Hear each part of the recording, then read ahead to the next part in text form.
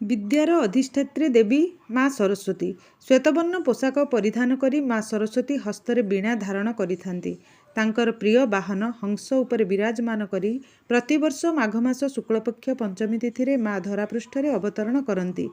एही दिन पुरपल्ली रे प्रत्येक गृह एवं विभिन्न शिक्षानुष्ठान मानकरे माँ सरस्वतींकर आवाहन करा जाए। विद्यादात्री माँ सरस्वतींकर पूजा को महासमारोह रे पालन करा जाए। पूजार पूर्वदिन विद्यालयर छात्र छात्री माने अत्यंत आग्रहर सहित पूजागृह को सफासुतुरा और निर्मल करिथांती। पूजार समस्त आयोजन मिलित भावे करिथांती। माँ सरस्वतींकर प्रतिमा को यथास्थान रे स्थापन करी घर को फेरिथांती। पूजा दिन प्रातः समय निजर नित्यकर्म समापन करी प्रफुल्लित मनरे नूतन पोशाक परिधान करी फूल और भोग धरी विद्यालय रे उपस्थित हुअन्ति। आनंद मनरे अन्य साथी मानक सहायतारे निज निजर दायित्व सुचारू रूपे संपादन करती।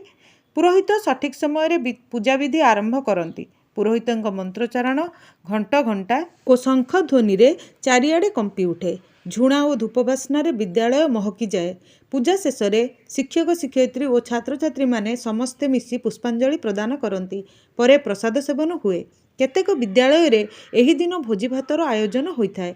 छात्र छात्री माने मन आनंदरे भोजी खाई घर को फेरती। केही केही पाख आखरे थिबा विद्यालय को मांकर दर्शन करने को जाइथांती। सरस्वती पूजा परदिन सकाळु छात्र छात्री माने पुणी विद्यालय रे उपस्थित हुअन्ति।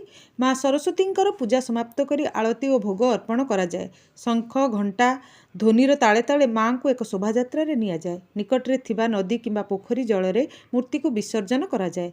माँ को विदाय परे पिला माने मन दुखरे फेरी आसंती। पुणी परवर्ती सरस्वती पूजार अपेक्षा रे समय कटांती।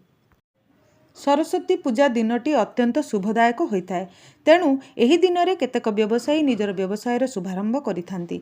गृहारंभर शुभ देवा तथा गृह प्रतिष्ठा मध्य एही दिन करा जाए। विशेषकर छोट पिलांकर विद्यारंभ निमंते सरस्वती पूजा को सर्वोत्तम मन करा जाए। बसंत ऋतुरे एही पूजा पड़ुथिबारु एहाकु बसंत पंचमी मध्य कुहा जाए। विद्यालयर छात्र छात्री मानक मनरे भक्तिभाव सृष्टि करिवा पई एहीपरि पूजार आयोजन होइथाए। पूजाटी को छात्र छात्री और शिक्षक शिक्षयित्री माने शुद्धपूत भाव में निष्ठार सहित पालन करती। शिक्षा क्षेत्र में एक मन एक प्राण आ मिलिमिशि काम करिवार सुजोग एही पूजा माध्यम रे मिलिथाए। धन्यवाद।